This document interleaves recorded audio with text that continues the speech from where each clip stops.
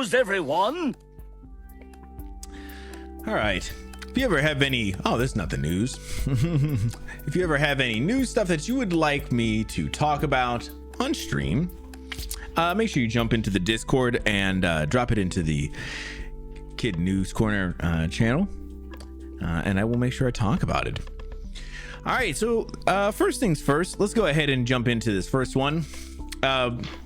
This is just a little bit of an update about the TikTok ban. So Biden has signed the TikTok ban bill into law, forcing ByteDance to sell TikTok in 9 months or risk being banned. So we talked about this a little bit on Tuesday. They have officially signed the bill, I believe. After signaling that he would sign the bill into law, should it pass, President Joe Biden has signed the foreign aid package that include the bill that would ban TikTok into law. So now they're going to have to, I believe, sell the company to another owner in 9 months with aid for Ukraine, right? After the bill was signed into law, TikTok published a statement saying that the ban on its app is unconstitutional. It claims that it would continue to challenge this unconstitutional ban, claiming the company would legally challenge the ban in court. But we will see. Pretty wild. I think we kind of knew it was going to happen, especially once they kind of lumped it in with the foreign aid package stuff. It was going to happen. So it was one of those things. As soon as I kind of saw that, I was like, yeah, they're definitely going to do that. So I will, update you guys if I see anything else. But as of right now, it's been signed, and we'll kind of see going forward. Let's go ahead and jump into this next one, which is a documentary about Jim Henson. I mean, obviously, I think people know, Mr. Jim Henson, man, is a legend. And apparently they're going to do a little documentary about him. I watched a couple of seconds of it, and I was like, this seems kind of heartwarming and stuff. I figure we could take a look at it real quick. Also, it was very slow news couple of days here, so a couple of things got kind of lumped in here, even though they wouldn't normally. But I still think this one's pretty worth it. So let's go ahead and take a look. Hello there, my name is Jim Henson, and I'm a puppeteer. Sesame Street. The Muppets. Dark Crystal. Labyrinth. Jim created out of innocence. He showed people the good in all of us. Is this a 9-to-5 job? Yeah. It's every moment of one's life kind of job, I suppose. Why are there so many songs about rainbows? And what's on the other side? From a very early age, he had the feeling that he was here for a purpose. Holiday. Characters come about from many different ways. It was my mother's coat and a ping pong ball. That's how it all started. He had so many ideas and so many things he wanted to do. His inner life must have been sparkling. The space he gave to an expression of imagination, I see that in everything that he did. I love you. I love you too. Thanks. Rainbows are visions, but only illusions. There was nothing that Jim didn't entertain. And everything was getting a little bit bigger. Becoming famous was what he wanted, that there was an innocence getting lost. Was going to impact his relationship with us and everything that was complex. He wanted to do more than is humanly possible. That idea that time could run out was just unthinkable.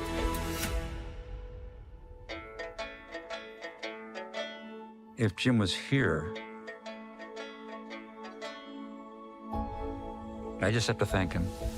Someday we'll find it, the rainbow connection, the lovers, the dreamers, and me.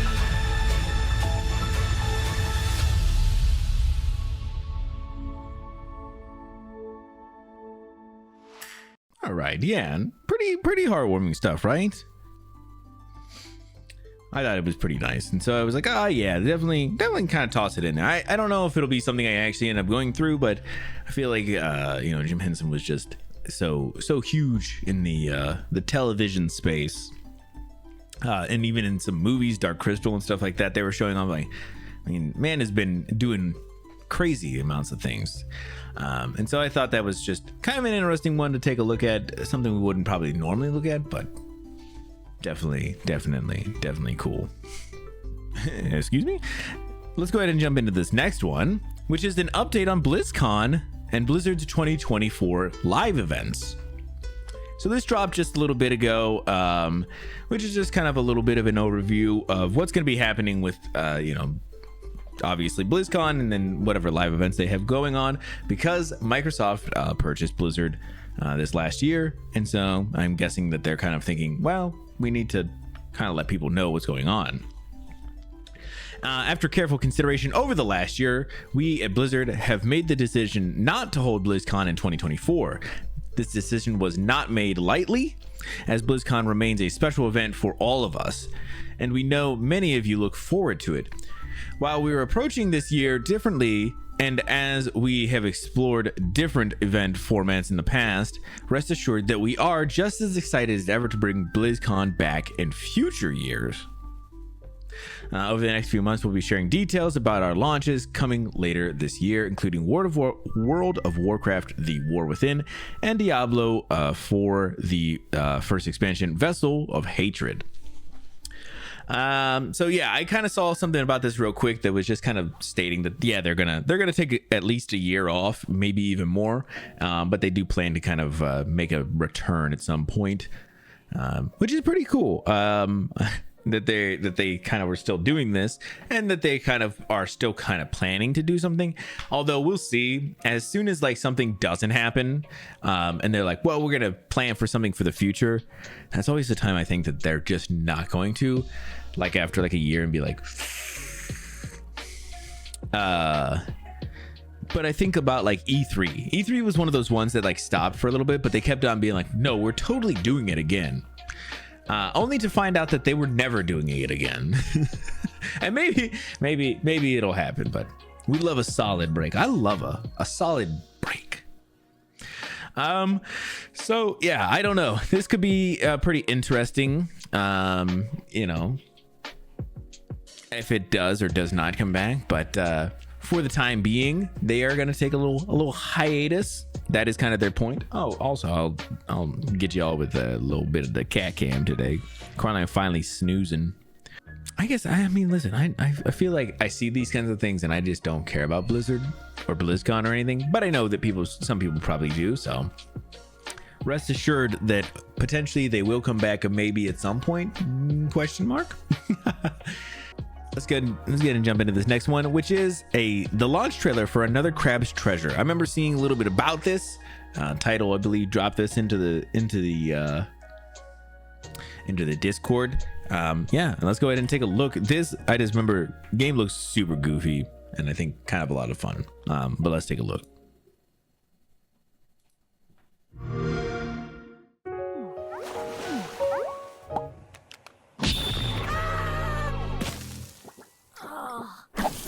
Oh yeah, it was like a Dark Souls type crab game. I forgot about that.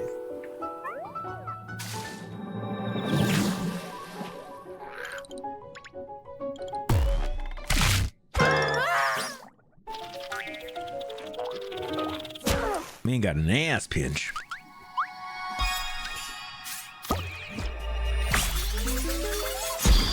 I recently had my shell taken away. If you can go get that treasure there, John, I'll gladly trade your shell for it. I'm gonna find that treasure! Oh yeah, I also wanted to mention the crazy murderous crabs outside trying Begone, little hermit. I tire of you. Yes, ma'am!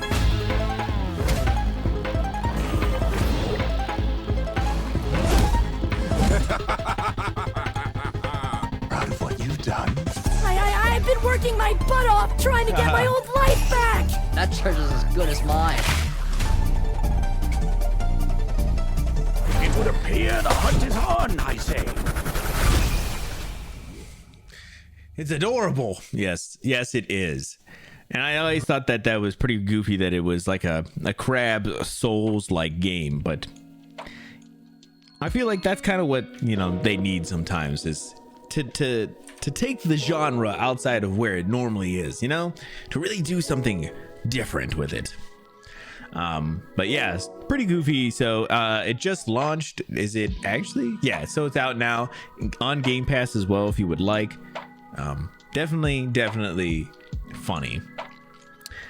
I kept on, as we're kind of watching, and he was like changing his shell. I'm guessing that's like the armor set that you change out, is you change out your shell, and then obviously just change weapons and stuff, of course, but like pretty cool.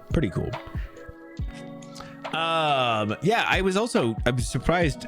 I was just seeing some things about people have been playing Elden Ring a lot lately or whatever. Because the DLC comes out like in like a month or so, I think. It's either June or July, I don't remember.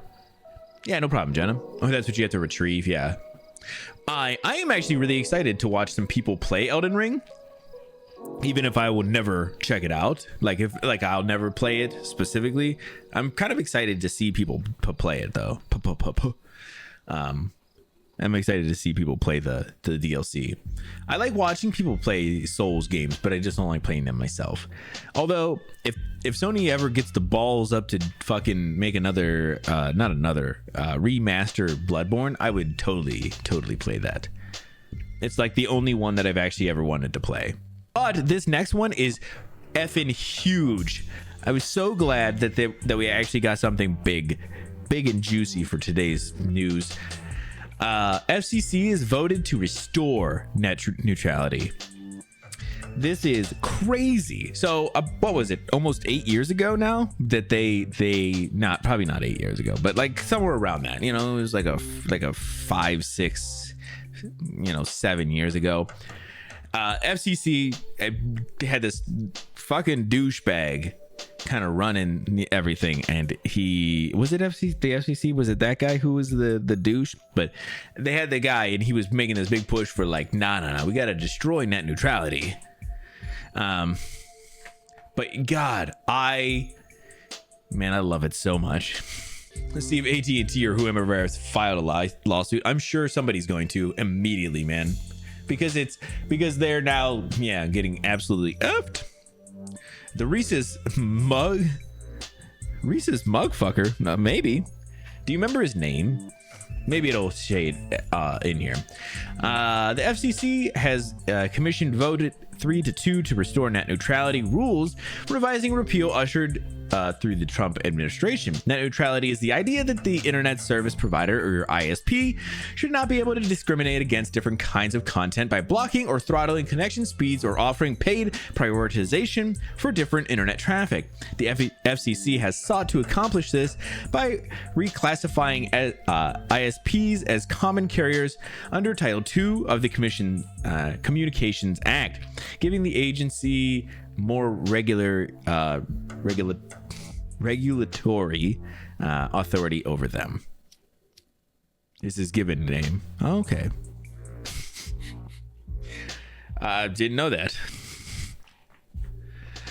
So yeah, essentially, when they destroyed net neutrality, what ended up happening was that your ISP could throttle down or throttle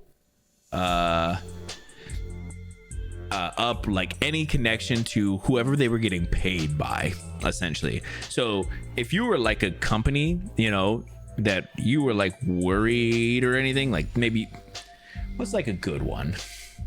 The Verge is not going to do this, but if they were like, people are not coming over to our thing anymore, everybody's going to the New York Times, maybe you would pay a couple of ISPs to throttle up your speed. People could get to your stuff a little bit better, a little easier. There's some of those kinds of things. Like the internet was no longer a neutral space. You could pay for better connections, better speeds, to customers and stuff. So, and yes, was the FCC.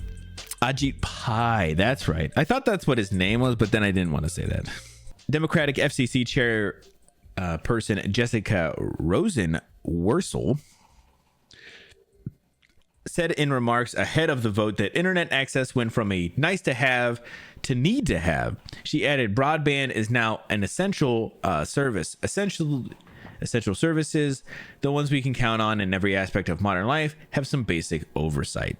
While ISPs generally say they don't breach the principle of net neutrality, they object to the reclassification in large part because it could give the FCC the ability to regulate their pricing. Ooh, I'm not mad about that. In this case, the FCC has decided to forbear rate regulation as it relates to the ISP through a future iteration of the agency.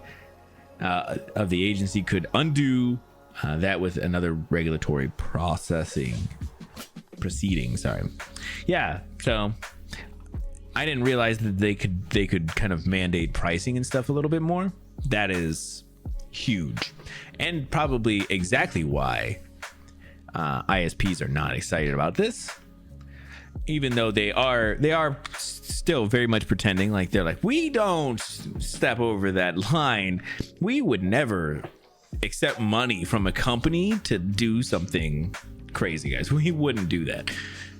And maybe they're right. Maybe what it is that they're kind of omitting is like, maybe we totally don't do that, and maybe they don't. But maybe what they do is they're like, but we jack the prices up like crazy to kind of offset that. I don't know. But yeah, this is huge news. Awesome stuff. I'm assuming that it doesn't just immediately go into effect or whatever. You know, there's always some delay time and stuff with all this. I didn't know if it was actually going to say or not.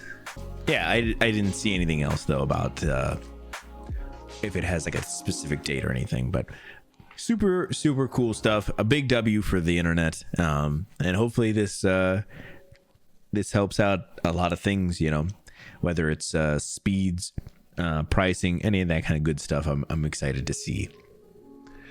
And then for this last one, this is what Cyclo wrote as a spiritual successor to the very good Before Your Eyes. So this is a game called Nice Dream. Interesting. I don't know anything about this. Let's kind of take a look here. So they kind of have this beautiful. You familiar with Before Your Eyes? I'm not. Before Your Eyes. Let me take a look real quick. Oh man, I am. Yeah. I recognize the wolf guy, man. It's controlled by Blinks. Yes, yeah. Dude, that game was so good. I watched someone play it. But I oh my god, bro, I didn't realize that's what it was called. Oh, sick. That game is so good. All right, sorry. I was based on where you look. Oh, okay. The art style is so good. And it's very reminiscent of Before Your Eyes. You're Isaac, a 6-month-old baby developing mysterious psychic abilities. What you want most is to be loved by your family, but a secretive tech corporation wants you for their own. Nice Dream is a Los Angeles-based independent game development studio from the creators. Game development studio. Yeah, from the creators of the Before Your Eyes. Founded by childhood friends, the team is built around a mission to craft games that pursue storytelling and innovation in equal measure to broaden the narrative potential of video games. Coming in 2025. Goodnight Universe. Okay, it's Goodnight Universe is the actual game. Nice Dream is the company. Okay, sorry. Goodnight Universe features an immersive face tracking mode, expanding on the innovation use of camera technology that development team is known for. And then you can join the Discord if you would like. Dude, this is so cool though. Sorry, I didn't realize that it was Goodnight Universe. That's the game. Nice Dream, the company. Very, very cool. Yeah, so 2025. That's kind of sad. I wish it was a little sooner. But that'll be really, really cool to see. Like I said, Before Your Eyes was such an interesting game and definitely worth checking out. Not heard of any of these. That's okay. This Goodnight Universe is just got announced. That's why you probably haven't heard of that one, but definitely check out Before Your Eyes. Maybe even just looking at pictures, you would remember it or something. Like I said, as soon as I saw the wolf character, I was like, ha, that guy, I remember him. Oh, should I should talk about the game deals real quick before we go. Since it's Thursday, I will just mention Epic Game Store has some free games. They usually drop these on Thursdays. The two games they have is Industria and Lisa, the Definitive Edition. I don't know either of these at all. Capcom is having a sale right now too. Oh, really? Oh, really? I just saw something too about where they were talking about, oh yeah, they're having a publisher sale. I saw that Capcom was saying that they're on track to have a much better year than they expected because of Dragon's Dogma 2. I thought that was really cool. So yeah, also Capcom having a up to 87% publisher sale. So good time to get some games. Monster Hunter World, just under $10. Resident Evil 4 remake, $30. You know, just to name a couple of things here, you know. Yeah, no. Yeah, no, boys. Monster Hunter Wilds coming soon. Very cool stuff. Make sure you check those things out. And with that, that's going to wrap up the news. Thank you guys so much for coming and hanging out. And I will see y'all in the next area around. And yeah.